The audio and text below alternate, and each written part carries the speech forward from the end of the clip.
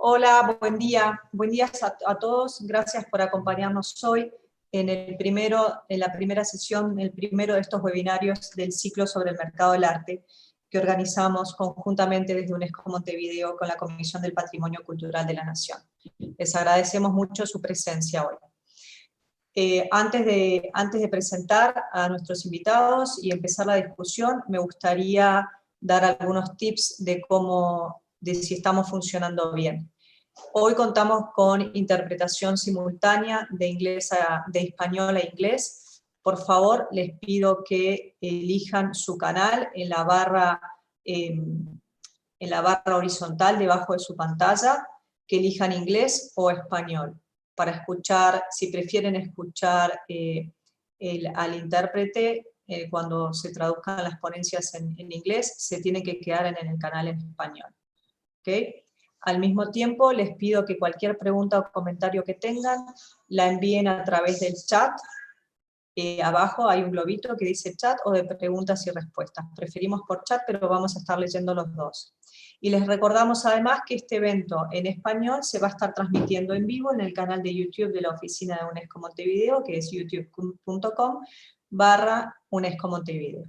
Se va a estar transmitiendo en vivo en español, vamos a recibir preguntas a través del YouTube también, y luego que finalice la reunión vamos a subir la versión en inglés, que va a quedar guardada para aquellos que prefieran accederla en ese idioma. Dadas estos tips logísticos, muchas gracias de nuevo. Para nosotros es un honor estar organizando este ciclo de seminarios con la Comisión del Patrimonio Cultural de la Nación, que enmarcamos en el 50 aniversario de la Convención de 1970 y en la agenda de eventos que ha realizado nuestra organización a nivel mundial. En el marco de estos eventos mundiales, y también porque consideramos que es de gran importancia para nuestra región, queremos resaltar el rol de los actores del mercado privado como figuras claves para cumplir con las regulaciones legales y éticas que supone este acuerdo internacional. Mi nombre es María Frick, soy responsable interina del Programa de Cultura de UNESCO Montevideo, representación ante los gobiernos de Uruguay, Paraguay y Argentina. Le doy la palabra entonces a nuestro socio en el día de hoy, William Rey, presidente director de la Comisión del Patrimonio Cultural de la Nación de Uruguay. Willy, por favor. Gracias, María. Bueno, para nosotros es también un honor, un gusto enorme y por supuesto también formar parte de algo que resulta preocupante para el Uruguay y creo también para gran parte de la región americana.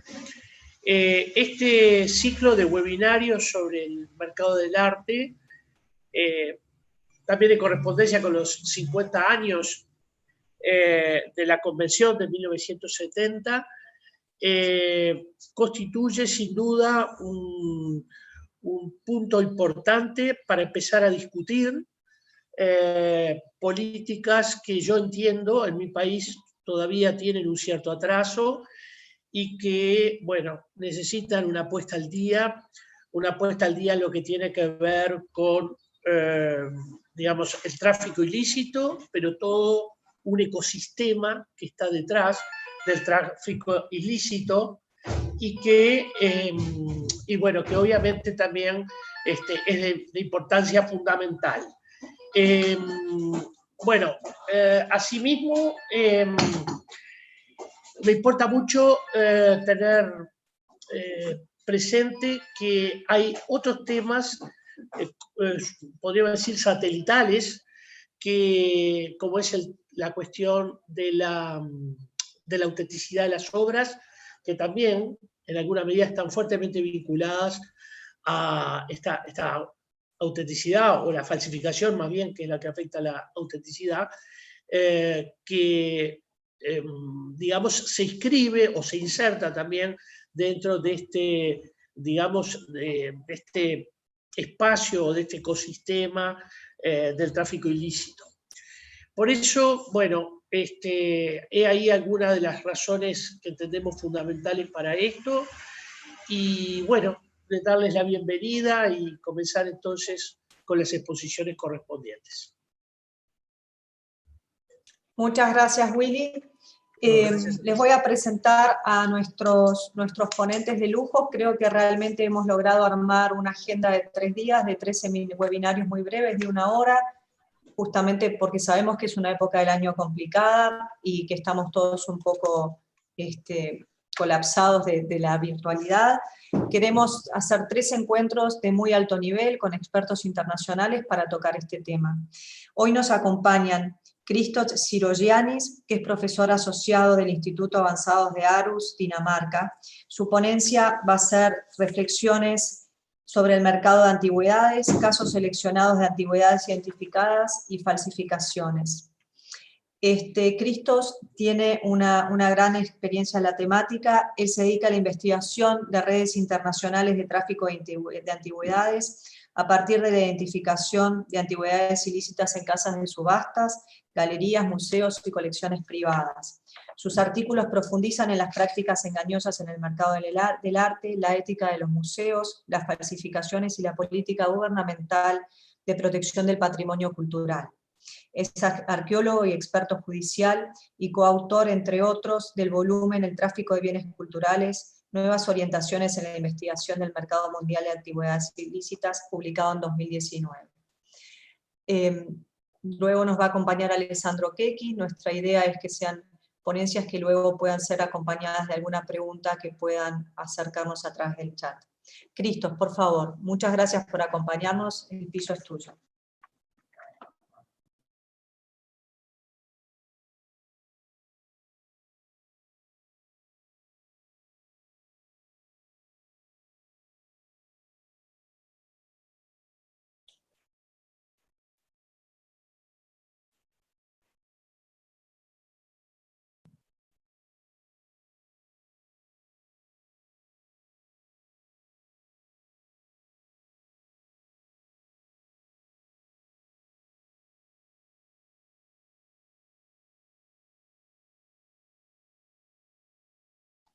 Let me first unmute. Can you hear me now well?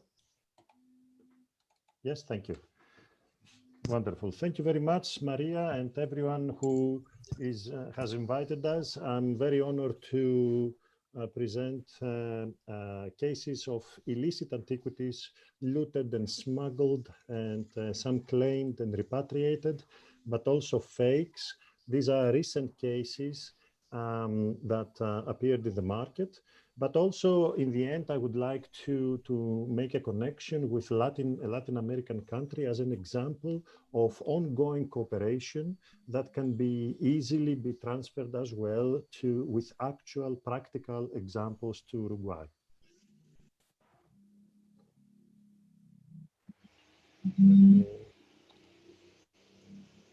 So, starting from the basics, in 1970, one of the main articles of the UNESCO Convention was that from now on, whatever have happened, let's start, and whichever object, whichever antiquity appears in the market should be accompanied by an appropriate certificate of export by an export license that will prove that the object is legally out of its country of origin. However, the whole UNESCO Convention in practice was ignored by the market, and the problem is ongoing. Hence, we have, for example, this kind of discussions today. If the problem was solved in the last half century that we are already through after the convention, then we wouldn't have any discussions anymore. It is indicative that even UNESCO itself, in its latest announcement, have stated clearly that in the last few decades, the market have boomed in illicit antiquities, which indirectly, of course, is an admission that the convention was ignored. My research is mainly based on one part on confiscated photographic and document archives from dealers that used to be at the top of the illicit antiquities and antiquities market hierarchy, and they were considered to be reputable. After they were raided, examples here of Giacomo Medici down at the right corner, Gianfranco Becchina here, Robert Hecht on the top left corner, and Robin Symes and Christos Michailidis at the top right corner. The most valuable discovery by the mainly Swiss, Italian, and Greek authorities were not the tens of thousands of antiquities that collectively were discovered in their premises, but they were the photographic archives that more or less each one of them had and became the valuable basis for further research and understanding as much as possible and yet a fraction of the true nature of the antiquities market in a global level, not just on classical antiquities, not just on Greek, Roman antiquities, but antiquities from all over the world, because, for example, especially the archive of Christos Michailidis and Robin Symes presents and contains antiquities from all ancient civilizations, all ancient cultures around the world. Hence the internationality of the illicit market. So you can see that objects were gathered in Switzerland, where they were stored in warehouses, usually called free ports, that were enjoining certain customs freedom and so on. And then they were going throughout the world. Examples only of identified illicit antiquities that they passed through Switzerland after they left their countries of origin were found in the United States, in Japan, in Australia, just to show the spread, the widespread of the internationality of the illicit antiquities networks. And just examples of the institutions that they were found to acquire illicit antiquities are the most famous museums all around the world. You can see the list, including the Metropolitan Museum of Art, the Boston Museum of Fine Arts, the Getty Museum, but also university museums that were supposed to have higher ethical standards. And yet, Princeton University Museum of Art is just one example of the many. Auction houses like Bonham's and Christie's and Sotheby's were found to handle illicit antiquities over the years, but also private collections and dealers' galleries. But we are not treasure hunters. What we are actually doing, what I'm doing in my research is starting from the object itself. I am searching and finding and reconstructing the true collecting history of an object, how it was trafficked, who participated in each level, what was the role of each one, where the money came, where the money possibly go, and how these people are connected with each other, case by case, creating a network in order to understand the wider image of the problem, to understand the problem itself, and therefore to know how to fight it effectively. That, in an even more general way, was published, for example, in a research that I've done with my brother at an edited volume by Oxford University Press that you can see here, The Connected Past, back in 2016.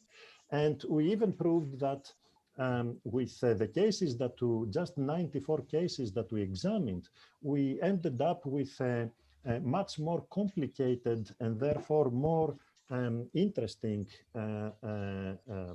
network in general on the way that antiquities are being trafficked internationally than the one that we knew until 1995, until these raids against these notorious and convicted now dealers, most of them, started with Giacomo Medici in 1995. So I'm going to show you three projects that I'm working, examples of three projects that I'm working on illicit antiquities, two of them, and on fakes, another one, as examples of how I approach the problem and how I produce actual results on this to fight actively the problem and not only in theory. So the first project is based on the photographic archives, on the research that I showed you before, the research on the photographs themselves that have been confiscated from these dealers.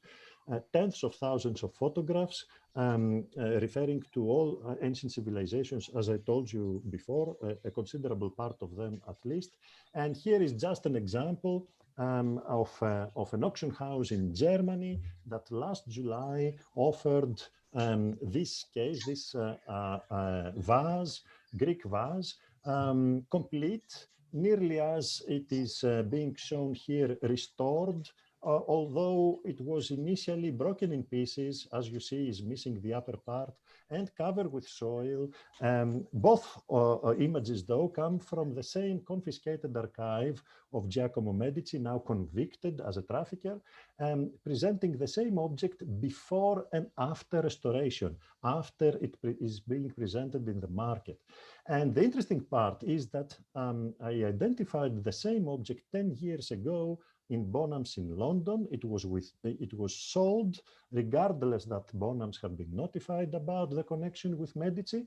And it is interesting that the Independent newspaper in London published that the buyer never appeared to pay and acquire the actual piece that he won in the sale once he found the Medici connection.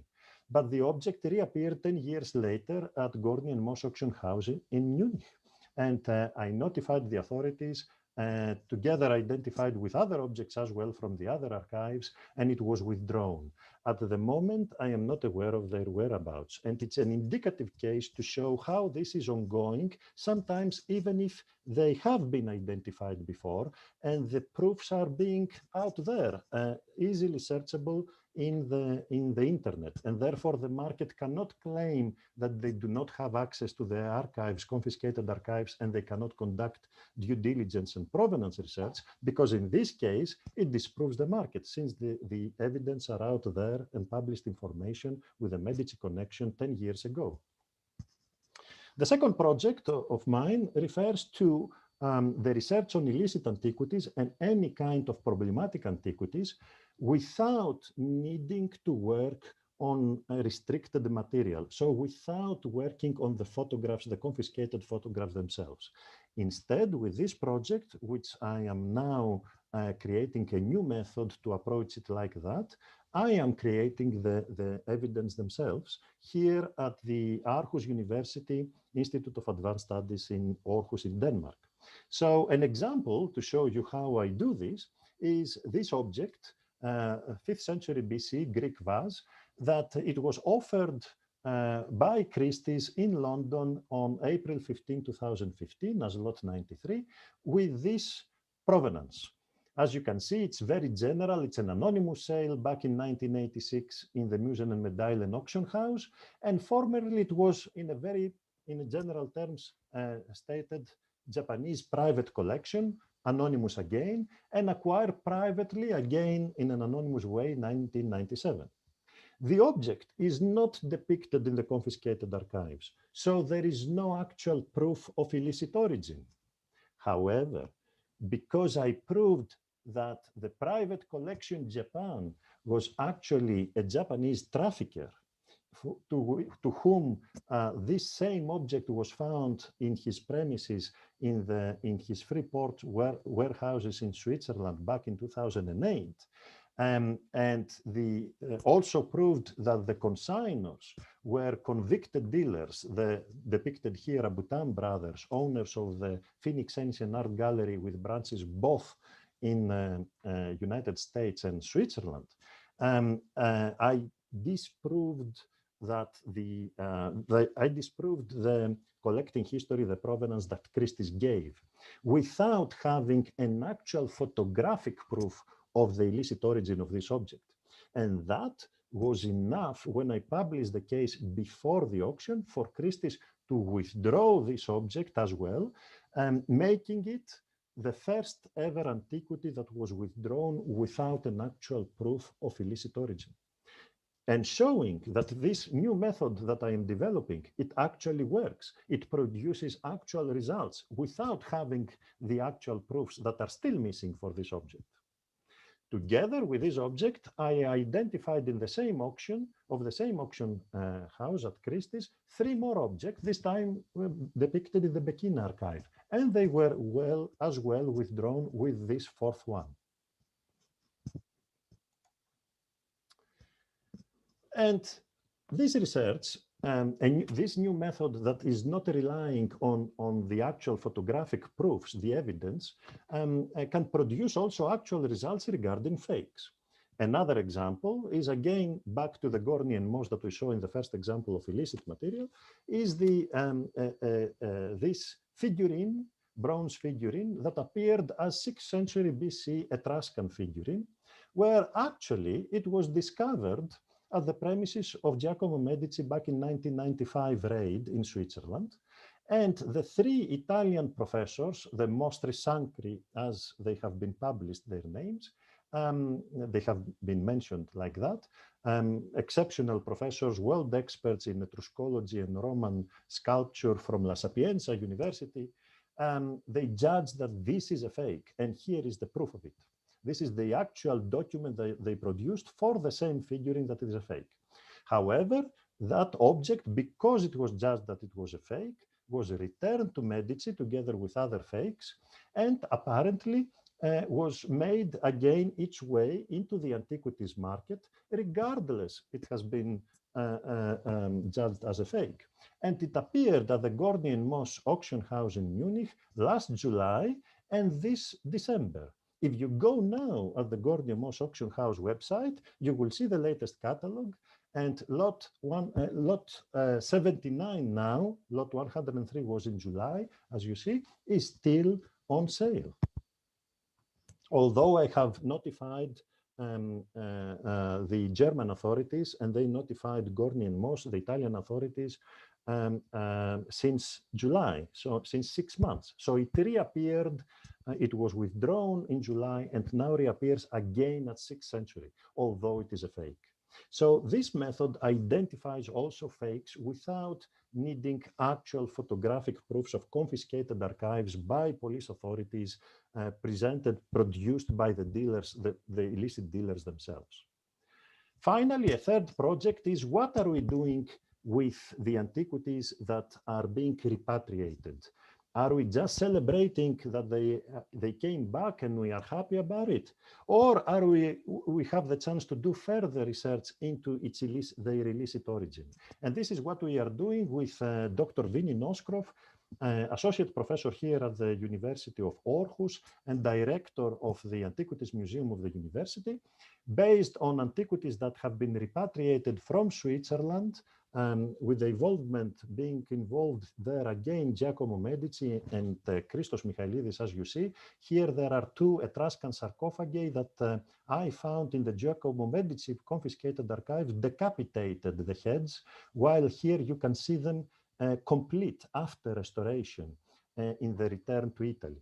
But we were interested in the examination of fragmented Apulian vases from South Italy, and Dr. Vinnie Noskrov succeeded to be sent to these fragmented vases to here in Aarhus University, and we started, you can see here how they were sent to us in their original packaging, in their original cardboard boxes, with photographs attached, Polaroid photographs by the dealers themselves, as they were dealing themselves with these objects and so on, fragmented before restoration, before they were put together as whole vases. And we started working on the packaging, on the Polaroid photographs themselves, as you can see here, and also removing the tapes. And here is an example. When we removed the original tapes that they were on the box, we found here, they say, you can see on the top, Mr. Guido's Port Franc, which is the nickname of Giacomo Medici in the art world back in the 70s, 80s, 90s. And therefore, in that way, we proved that some of this material passed through the hands of Giacomo Medici. And therefore, we started recreating and reconstructing now the true trafficking way that these objects were sold inside the international market. And obviously, this method applies to every kind of object, every kind of antiquity from whichever country around the world is coming from.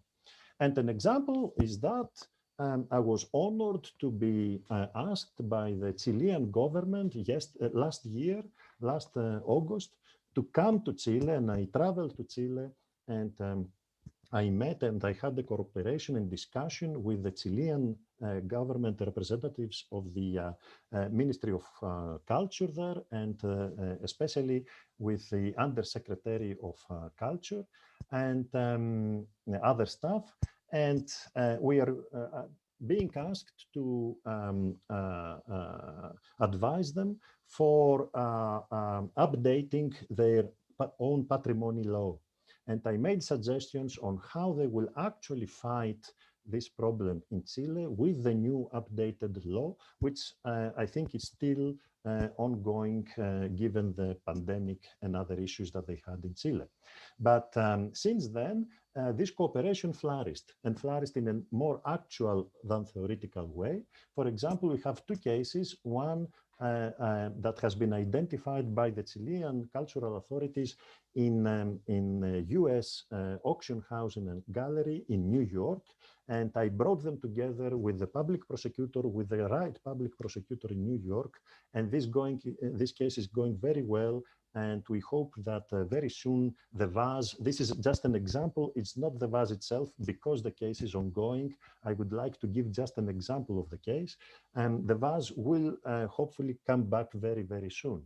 The other case appeared last October when the police authorities in Chile's national airport in Santiago stopped hundreds of Byzantine, Roman, and Greek ancient coins, coming, of course, outside of Chile, because otherwise they couldn't have been excavated in Chile for obvious historical archaeological reasons, without any complete provenance and justified illegally. I helped them identifying the kind of the coins. The case is also ongoing. This is again an example as a photograph, is not an actual photograph of the actual case. And hopefully this case will go very, very well with the Chilean government and get hold of the pieces under examination. I wanted to thank you all. This is, I'm definitely on time. And I want you to know that this is my email address, and whoever has any questions or extra questions after the ones, I will be very happy to reply to all of them. Is very welcome to write to me for any reason and help in any way to fight collectively this problem. I showed you how actually you can do it in 3 different ways internationally. So thank you very much, and I pass the floor to our Maria Frick again, to our organizer. Thank you. Muchas gracias, Cristos, y gracias por tan excelente panorama general y actualizado sobre la cuestión. Muchas gracias. Les quiero comentar que nos acompañan personas de este tema, y les agradezco mucho que estén aquí hoy, de Uruguay, pero también de Argentina, expertos que están trabajando y que estoy segura que luego se comunicarán con ustedes y con nosotros para ver cómo continuar. Gracias, Cristos, entonces. Me gustaría presentarles a Alessandro Checchi. Alessandro es investigador senior en el Centro de Arte y Derecho y miembro de la Cátedra UNESCO de Derecho Internacional de Protección del Patrimonio Cultural de la Universidad de Ginebra. Es autor del libro La solución de controversias internacionales sobre el patrimonio cultural y de otras varias publicaciones en libros y revistas sobre derecho internacional del patrimonio cultural, la resolución de controversias y disputas internacionales, las organizaciones internacionales y el derecho sobre inmunidades internacionales. Hoy Alessandro va a hablar sobre la lucha contra el tráfico ilícito a partir del derecho penal, la Convención 2017 del Consejo de Europa sobre las infracciones relativas a los bienes culturales. Alessandro, adelante, por favor.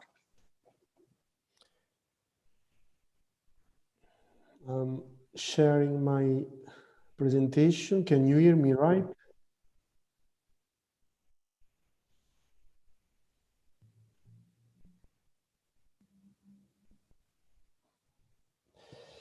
So again, thank you, Maria. Thank you. I have to get rid of the audio, otherwise.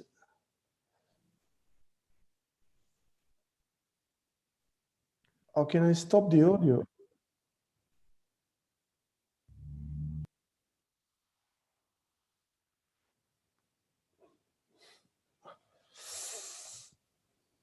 Alessandro, if Okay. it was of any Please, help. Alessandro, si te pones el floor sin elegir un Ecco. canal, no escuchas al intérprete. Sì, sì, sì. Ok.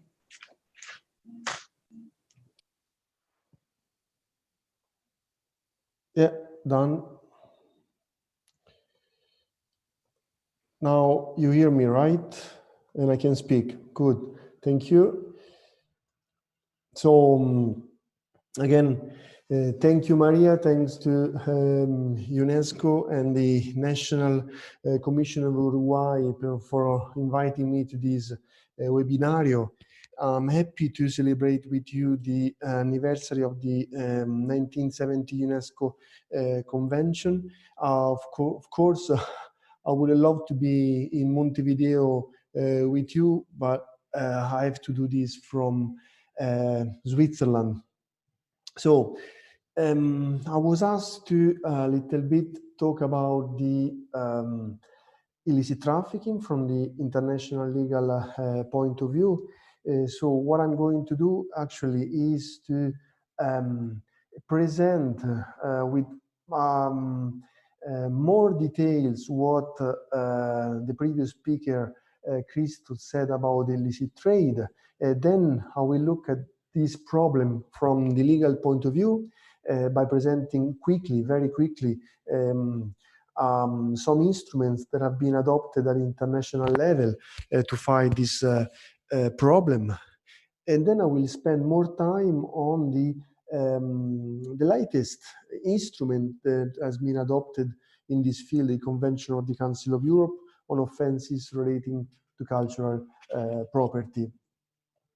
So, first of all, I would like to acknowledge that, of course, there is an illicit trafficking in cultural objects, but there is also a prosperous licit trade, licit market in traditional outlets, so in auction houses, in galleries, but also online. So there are many sellers, many collectors, many buyers that actually comply with the law.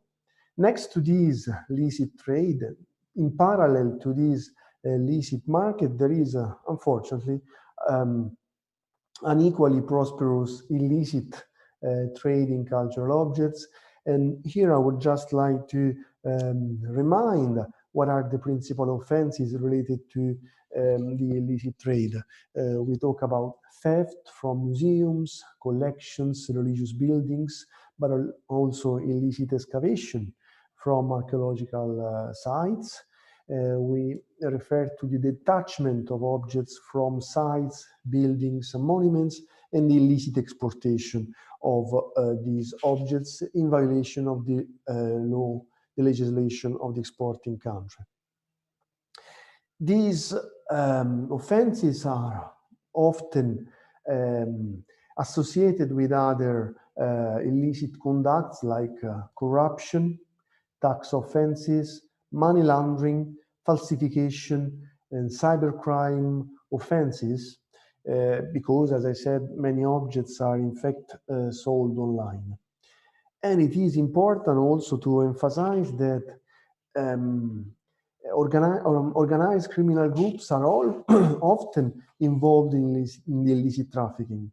Of course, we don't have to think always about mafia-like structures. So these well-established hierarchical organizations, many times there are organizations that are really fluid with networks that change depending on the circumstances.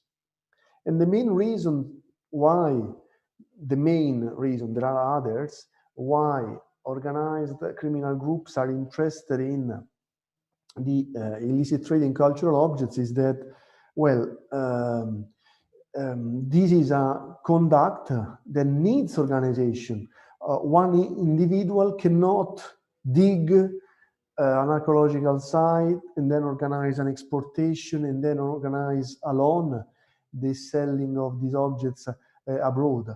That's the main reason why there are organizations working in this sector, let's say.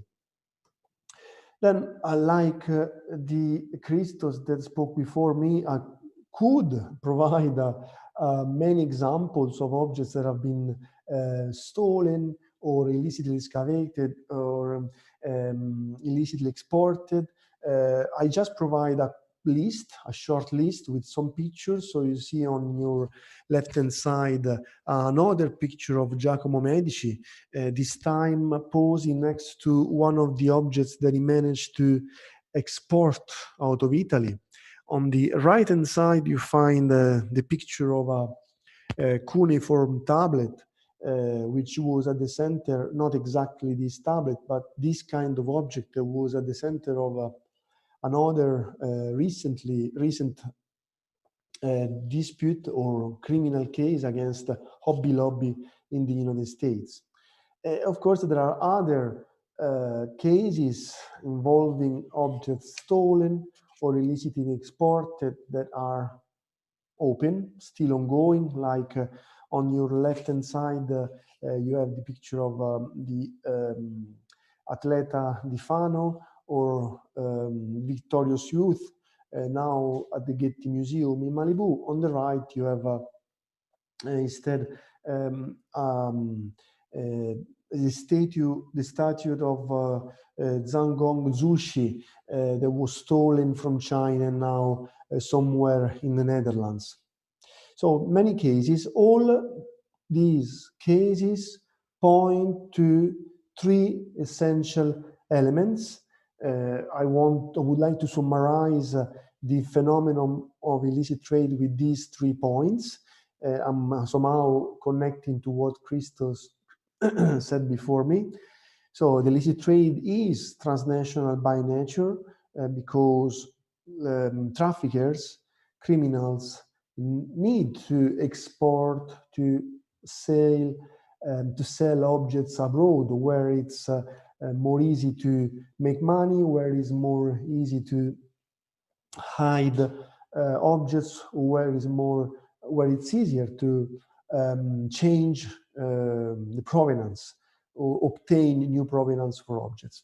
Then the second element is that, as I tried to say before, the two markets, the licit and illicit trade, run in parallel. So we have objects that stolen objects that can be sold together with the same, let's say, catalog of objects that instead are perfectly legitimate. So that's the importance of the role of scientists, experts like Christos.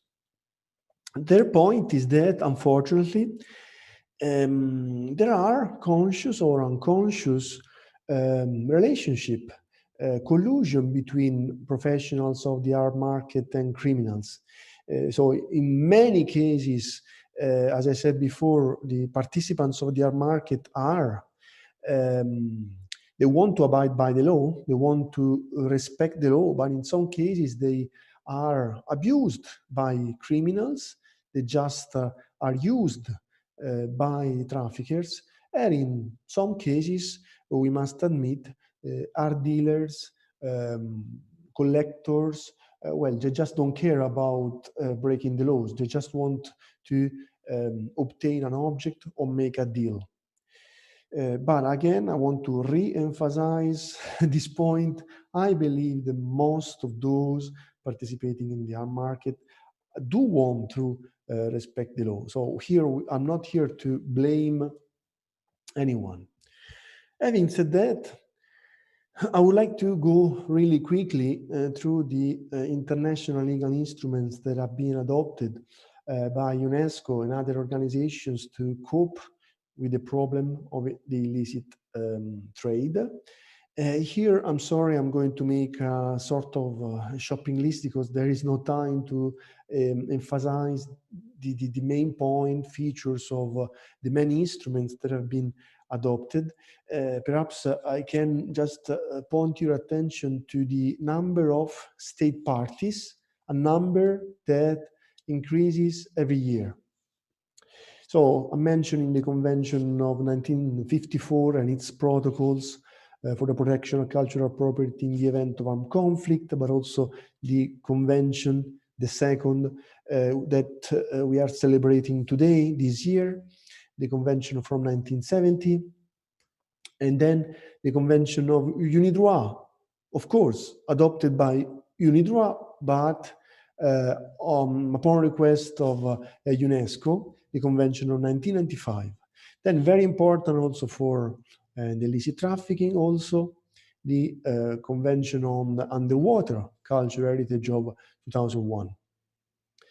Then I would like to emphasize the role of the Convention Against Transnational Organized Crime, which is a text which should be taken into consideration because, of course, it doesn't mention cultural property in the text, but the organs overlooking the implementation of this convention have pointed out many times that this convention could apply also to the illicit trafficking, precisely in those situations where an organized group is working,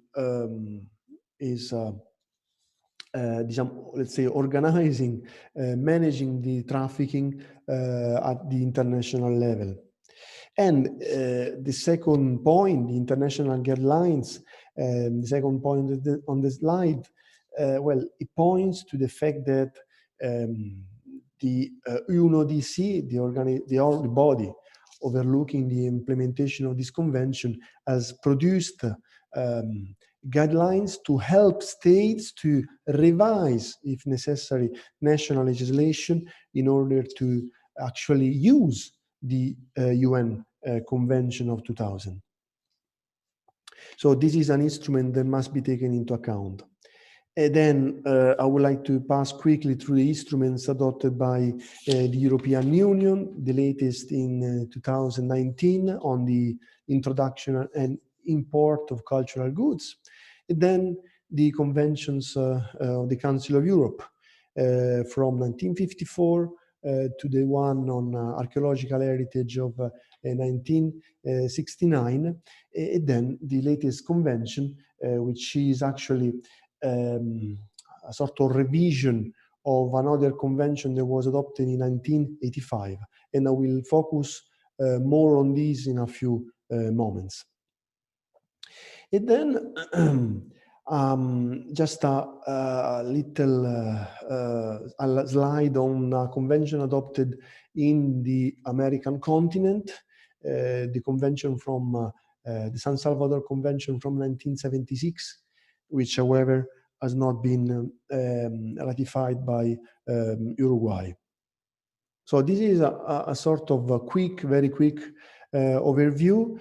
I would like to summarize again by saying a few words. These instruments aim to complement national laws. They focus on cooperation between states. They call upon states to adopt trade restrictions and try to facilitate return and restitution. However, they really don't give priority to the criminalization of offenses. That the exceptions are the UNTOC and the Nicosia Convention.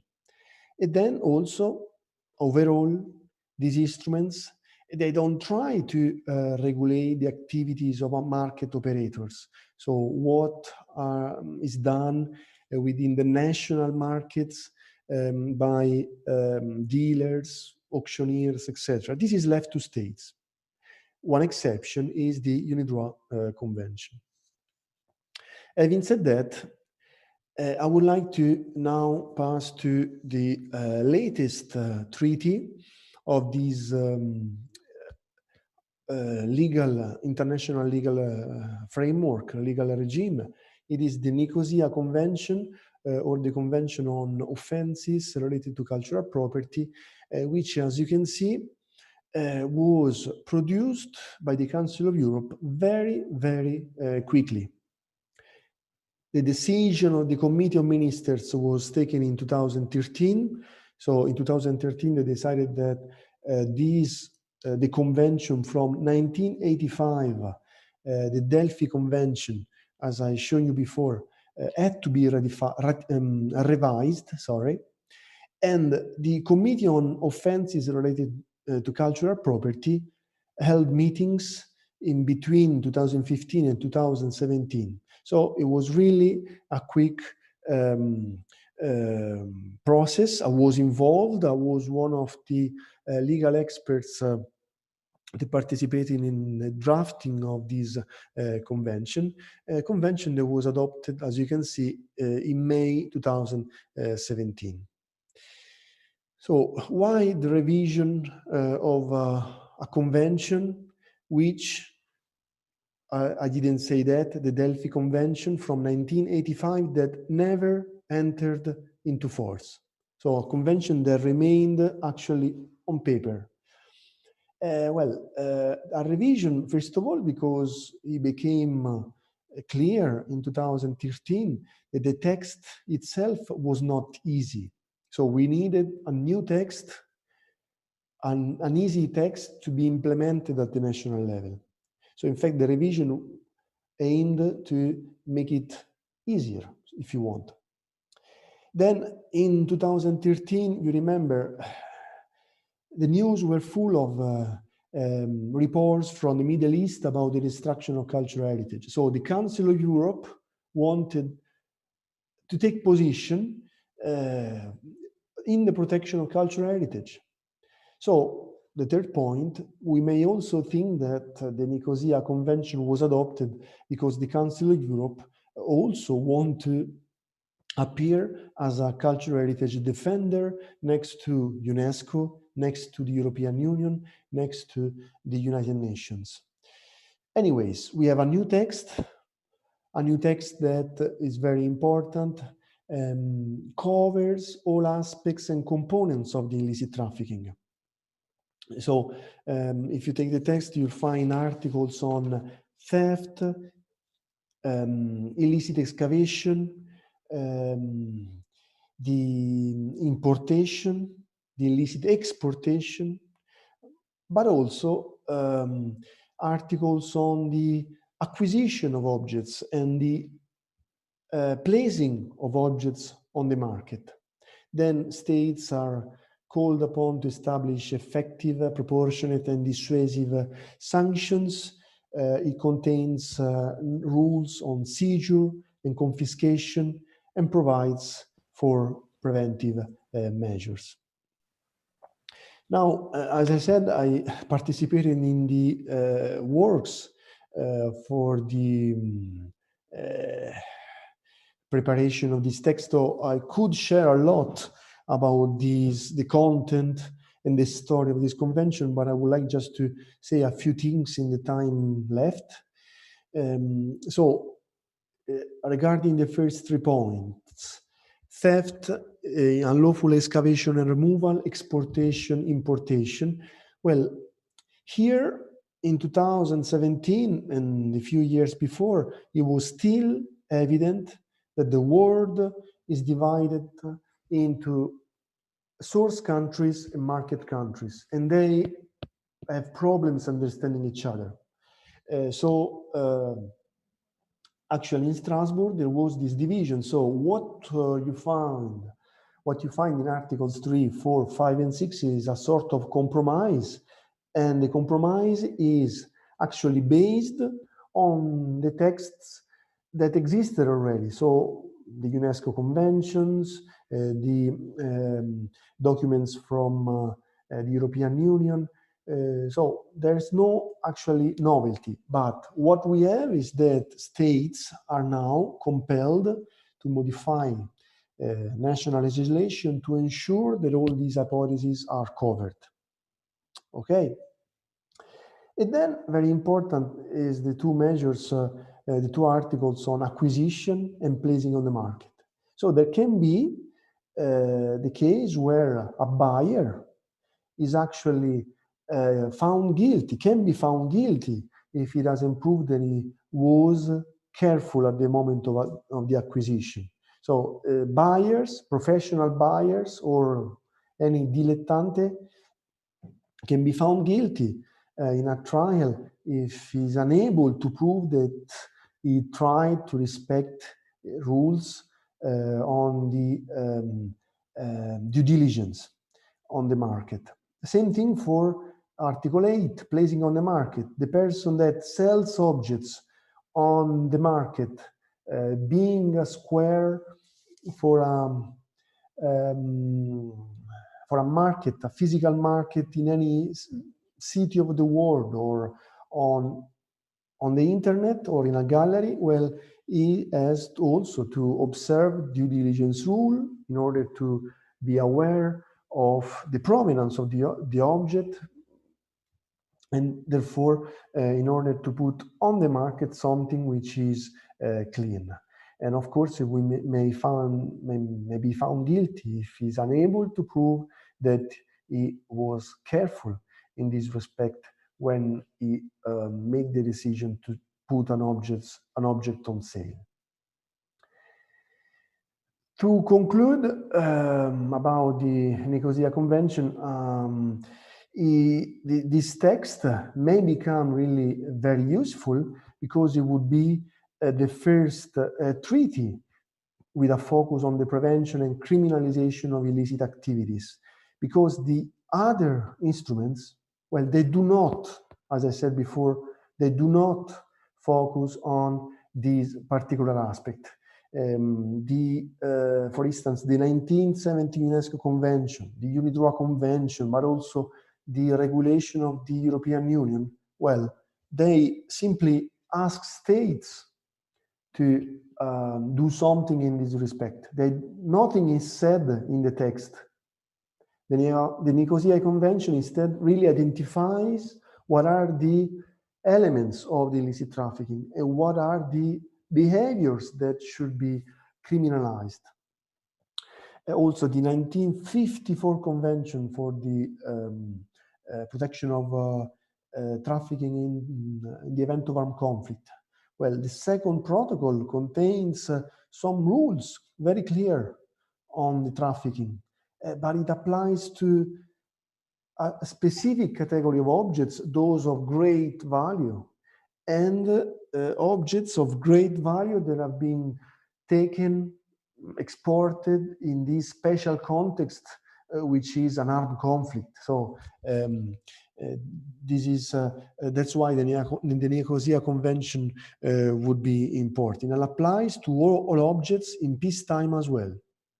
And then, as you can see from the second point, this convention is also open to non-Council of Europe member states. In fact, one of the first states to ratify was Mexico.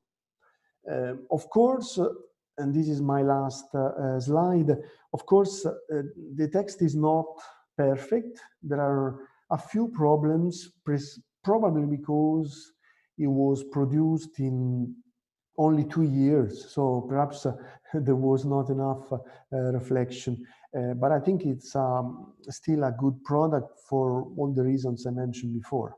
So far has been ratified only by 2 states, Cyprus and Mexico. Others have signed, and I know that many others are working on the ratification. I just know that various problems, including especially the pandemic COVID-19, blocked the works towards the ratification. And we need still a few states to ratify, as you can see from Article 27 of the Convention. So my time is over. This is all I wanted to say. I thank you very much for your attention, and I'm also happy to take questions if you have. Thank you.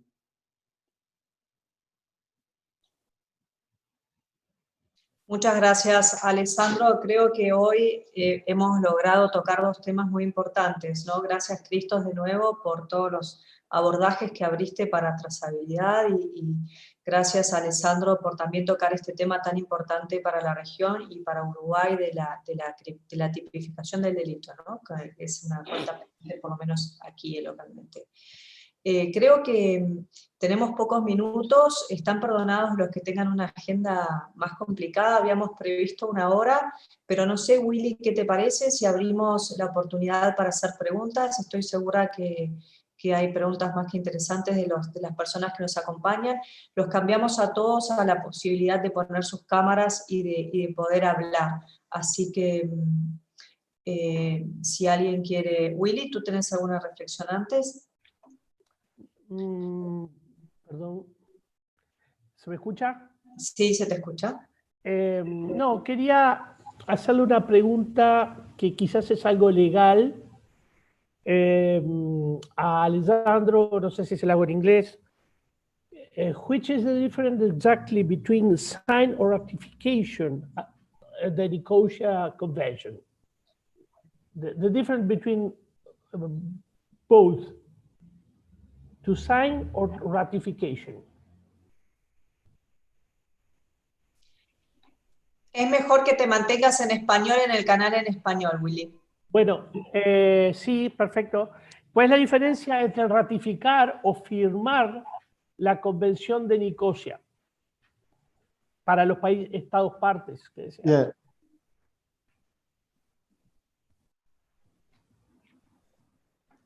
So, if I understood well, the question is for me, and it's about the difference between signing and ratifying a convention, right? So the signature is just a preliminary step that can be taken by a state in order to sort of manifest an interest in becoming, in the future, bound by a convention. Ratification is something else, something more, in the sense that the states makes a formal step at the international level to, so for instance, going to Strasbourg and depositing a specific declaration. This is at the international level. And then at the national level, between the signature and the ratification, there should be a adaptation of at the national level of the, for instance, the criminal code. So the states that have ratified, Mexico and Cyprus, they simply realize that the national law is absolutely compatible with the Nicosia Convention. Nothing must be done. The other states, like Italy, for instance, they had to modify, I don't know exactly what particular article of the criminal code to avoid a clash, a conflict between the convention and national legislation. So if there are also obligations from signature. So for instance, one state should be coherent and in between signature and ratification should try to comply with the future text. So it should not act as if he was not interested in fighting the illicit trafficking. So it's called a sort of behavior in good faith according to international law. So quickly, this is the difference between signature and ratification. That's why many states signed, but still haven't ratified. Hopefully this is sufficient to respond to your question. Me permito leer, Claudia Cabuli es la primera pregunta que tengo. Claudia, ¿querés hacerla por oral tú directamente? Ok. Presentate, por favor, para el resto, para los panelistas sobre todo. Buenos días, soy Claudia Cabuli, soy directora nacional de Bienes y Sitios Culturales de la Argentina y coordino el Comité Argentino de Lucha contra el Tráfico Ilícito de Bienes Culturales desde el año de su creación en 2003, vale decir, hace ya 17 años. Mi pregunta es para el doctor Keki y es, me gustaría conocer cuál es la penalización prevista en la Convención de Nicosia para los delitos tipificados. Thank you for your question. I would like to share the text. Perhaps is not pertinent here, but what we have in the convention is simply an obligation for the states to modify the criminal code in order to cover certain hypotheses. But then it's for the state to decide how many years of prison, for instance. But for sure, the convention only asks that certain hypotheses are covered. An international organization cannot replace states in deciding the amount. So, for instance, that's very important, no? I said before, the distinction between source countries and market countries. For Article 4, so illicit excavation, the market countries, so Northern European countries, obtained an exception to the criminalization. So actually, they are allowed to only punish somebody with administrative sanction in case they are found digging on the ground. In other countries, like in Greece, they will apply a criminal sanction for digging on the ground. But the actual sanction, how many years in prison, how much is the fine, the actual fine in euros, it is left to the national legislator. Thank you. Gracias, Alessandro. Tenemos dos preguntas más escritas. Hay otra para ti, Alessandro, la siguiente es para Cristos. La voy a leer desde aquí en español, pero está también en el chat. Es de Elena Sacone. Elena, ¿querés hacerla? ¿Estás por aquí? ¿Querés presentarte y hacerla tú?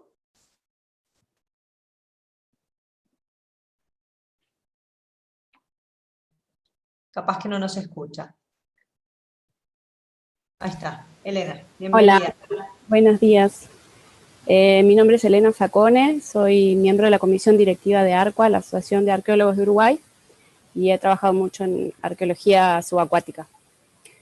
Me interesaba preguntarle al doctor Keki si Uruguay se considera un source country, un país fuente, digamos. También si considera que la ratificación de la Convención de Arqueología Subacuática de UNESCO de 2001 podría ser una diferencia en el tema del tráfico, y cuál sería el instrumento más importante para aplicar para prevenir el tráfico de bienes culturales. Gracias.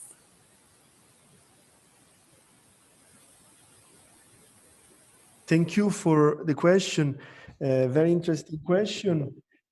Because allows me to elaborate a little bit further. Don't worry, Christos, I'm not taking too much time with this answer. So first of all, on the definition of paese fuente or not, well, that's a distinction that is left to the country itself. I don't know much about the culture of Uruguay. I would tend to say that Uruguay is a source country, but you may say the contrary. I don't know. The distinction is not really strict, because I live in Switzerland. It's normally considered a market or transit country, but there is some culture here outside, so the distinction is not so strict.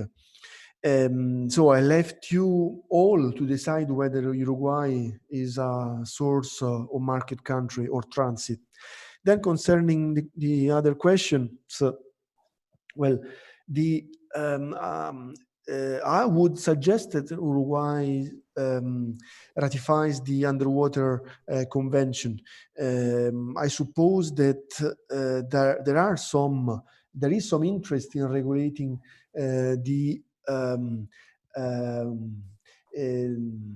protection of the heritage that is on the territorial waters or beyond.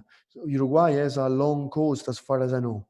So I would say that Uruguay should work towards the ratification of this text. And with this response, I want to try to respond also to the last question. What is the best instrument, the most important instrument to prevent the trafficking? In fact, there is no one only instrument. All together they work. Why? Because all the instruments together, they reduce the space for traffickers.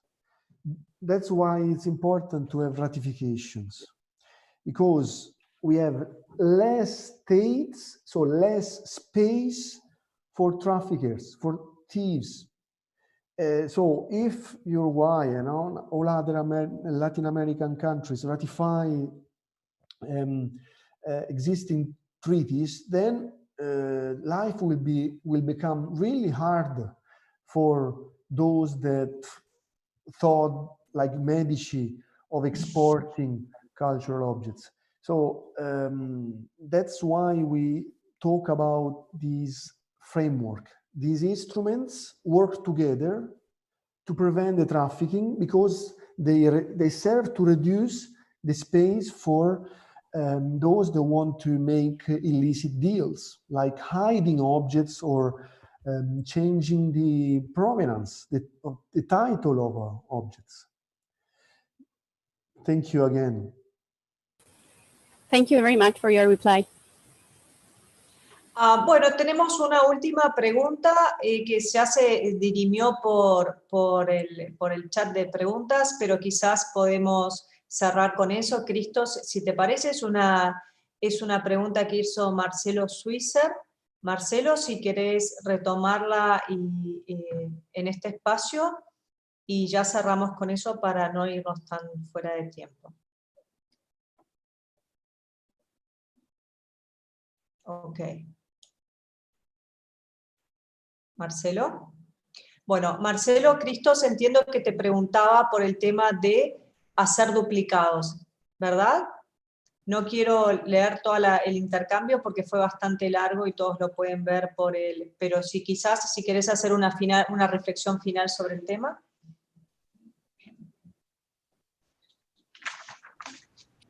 ¿Me escuchan? Hola, buen día.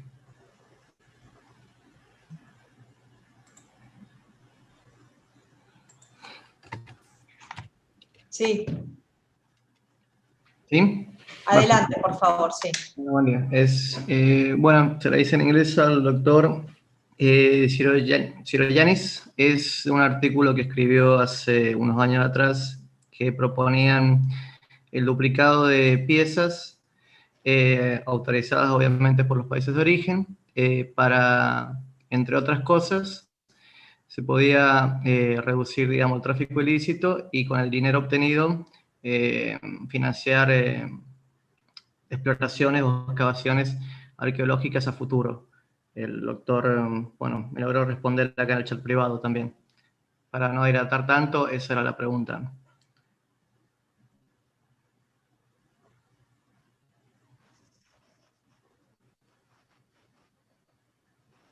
Yes, thank you very much for the question.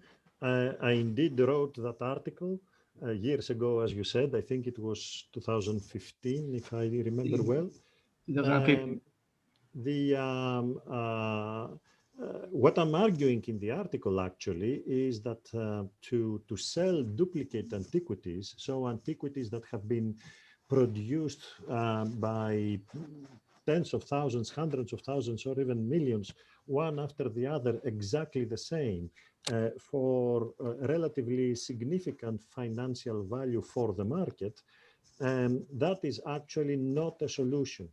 And if I read well on your question, both in both kind of chats that it appeared, I replied to it some time ago in both chats as well in writing, but I'm happy to reply here that I still support the conclusion of my article, not in a stubborn way, of course, but actually because duplicates cannot fight by selling duplicates even with the approval of the country of origin. So antiquities that they are exactly the same and the country of origin has thousands of the same literally object, in fact, in terms of typology, will not solve the problem of illicit trafficking. And I can give you many examples and arguments to prove that point, but I think that the best one has been given already by Dr. Neil Brody, who wrote that actually, since the market is interested in high-value antiquities, since looters are digging in order to discover treasures that will make them overnight wealthy, because of the example of, let's say, the Ephronio Sarpedon crater that was excavated illicitly in 1971, breaking significantly the UNESCO Convention of 1970. Therefore, the market is looking always to sell antiquities of significant value, and therefore to put duplicates in the market, even with the approval of the countries of origin themselves, will not stop the looters digging illicitly to discover really valuable objects that will produce a lot of money, will not stop the traffickers to smuggle them, to deal with them, to disguise their provenance, because they will produce more money than any kind of duplicate will ever give them. They have to sell millions of duplicates to get the price of one really significant antiquity of real value, of immense value, and the profit that we get from it. The same is about auction houses and dealers' galleries. If you see, the biggest galleries are dealing with exceptional objects. They are not dealing with duplicates. They try to have objects of significant value because they want to produce money. This is the core of their business. It's not about the beauty or the history of the objects if they wouldn't produce money anymore. No one will dig in the night if there was someone to acquire it for a substantial amount of money. And this cannot be served by duplicates. So as I wrote already twice in both kinds of chats that they were provided, unfortunately, the conclusion of my article back then is still, it has been proved already a long time ago, and it's still being proved. There are countries, as you say, that they give approval, with their approval, to sell duplicates. I think Israel is one of them, if I'm not mistaken, if I remember correctly. But looting is ongoing. Therefore, it's being proved that this is not a solution. However, thank you very much for your question, because it gives me the chance, even orally, apart from writing, to clarify this. Thanks a lot. Thanks for the reply. Thank you. Cristos, tenemos una última pregunta y yo creo que con esta cerramos. Claudia, la mandaste escrita, así que entiendo que la voy a leer. Se refirió al decomiso de monedas griegas, romanas en Chile e hizo referencia a la imposibilidad de que éstas sean del territorio. Es el principio de procedencia de bienes arqueológicos y paleontológicos que en la mayoría de los países fuentes solicitamos que se tenga en cuenta cuando se encuentran, entre comillas, este tipo de bienes en países de mercado. ¿Podría referirse a la aplicación del principio de procedencia?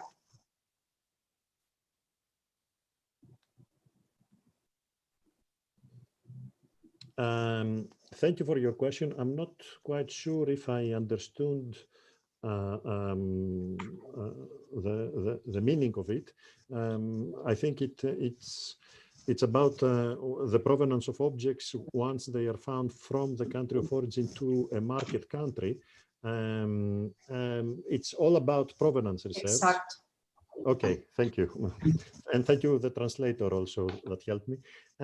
So it's all about, the answer is about provenance research, ethical standards, due diligence, things that can easily be solved because everyone knows from where they bought the object from. Of course, in some cases, this information may have been lost over the years or over the decades or even the centuries. But from my experience, it is extremely difficult to find a seller in the market anywhere around the globe that is open and honest to give you the full information about the origin of the objects they are selling. And having that as a guide, and from my experience, I can assure you that in a wonderful, idealized world, we would have the opportunity to be out of jobless, because this would have been solved to have honest market members. But because we do not, unfortunately, and because in my research I prove that they break always the rules, not only of the suggested provenance and due diligence rules, but also their own association guidelines, the market guidelines, the same way that their clients, the museums, are breaking the acquisition guidelines, their own acquisition guidelines when they acquire illicit material against these guidelines, or they do not react according to these guidelines when they are found to have acquired in the past illicit material. One example that I had myself, two examples that I had myself, for example, is with the Metropolitan Museum of Art in New York, that they never even replied to my mails, and in the end they gave back the objects that I found, are just examples that prove that point. So it's all about honest declaration of provenance once this provenance research and due diligence in provenance research has been truly exercised, and it's not just in theory by the market members in their catalogs or the museums in their websites and the equal catalogs of their collections. I hope that this I understood well and I replied to your question.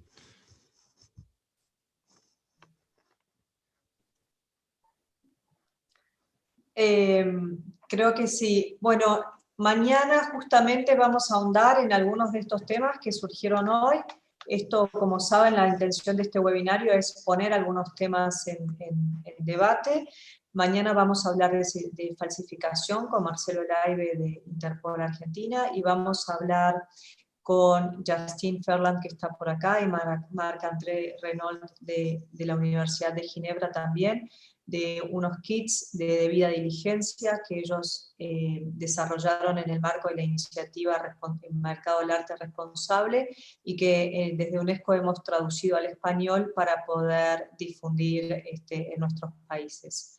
Les agradezco, los esperamos mañana en estas dos charlas, y los agradecemos nuevamente por estar con nosotros hoy. A los panelistas, muchas gracias de nuevo, Cristos y Alessandro. A nuestros socios, muchas gracias, Willy Rey, y a todos los participantes. Estás muteado, Willy. No se te escucha.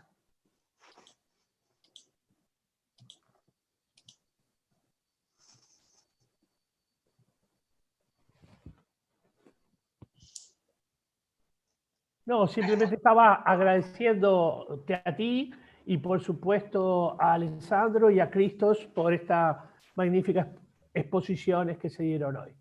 Bueno, nada, nos vemos mañana entonces. Nos vemos mañana. Muchas gracias. Gracias a las preguntas. Gracias por acompañarnos. Gracias. Hasta luego. Gracias. Thank you all.